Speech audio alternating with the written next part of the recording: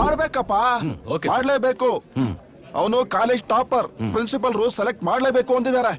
ಅವನ್ ವಿಷಯ ಬಿಡ್ರಿ, ಇವತ್ತಿಂದ ಫೋರಂ ನಮ್ ಕಾಲೇಜಲ್ಲೇ ನಡೀತಾ ಇದೆ.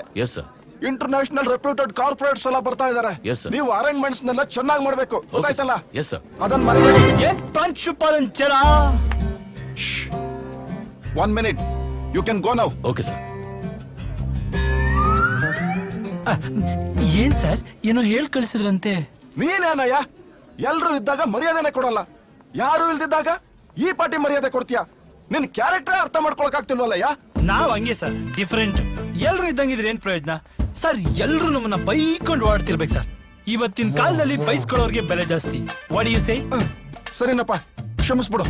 ನಿನ್ನ ಡೆವಲಪ್ಮೆಂಟ್ ಆಫ್ ಇಂಡಿಯನ್ ಎಕಾನಮಿ ಫೋರಂಗೆ ಸೆಲೆಕ್ಟ್ ಮಾಡಿದ್ದೀನಿ. ತಗೋ ಈ ಲೆಟ್ರು. Thank you. ಒಂದ್ ನಿಮಿಷ. ನೀನ್ ನೋಡಿದ್ರೆ ಬ್ರಿಲಿಯಂಟ್ ಫೆಲೋ. ನನ್ ದುರಾದೃಷ್ಟಕ್ಕೆ ನಮ್ ಕಾಲೇಜಿಗೆ ಈ ವರ್ಷ ಫೋರಂ ಬಂದಿದೆ. Very good. ಬೇರೆ ಬೇರೆ ಕಾಲೇಜಿಂದ ಸ್ಟೂಡೆಂಟ್ಸ್ ಬರ್ತಾರೆ, ಇಂಟರ್ನ್ಯಾಷನಲ್ ಕಂಪನೀಸ್ ಇಂದ ರೆಪ್ಯೂಟೆಡ್ ಪರ್ಸನ್ಸ್ ಬರ್ತಾರೆ. ಇದನ್ನ ನಿನ್ ಕಾಲು ಅಂತ ತಿಳ್ಕೊತೀನಿ. ದಯವಿಟ್ಟು ಫೋರಂಗೆ ಅಟೆಂಡ್ ಆಗ್ಬೇಡಪ್ಪ, ನಮ್ ಕಾಲೇಜಿನ ಮರ್ಯಾದೆ ಉಳಿಸು. ನೀವೇನ್ ಸರ್ ನನ್ನ ಸೆಲೆಕ್ಟ್ ಮಾಡದೇ ಇದ್ರೆ ಆಗೋಗಿತ್ತಪ್ಪ.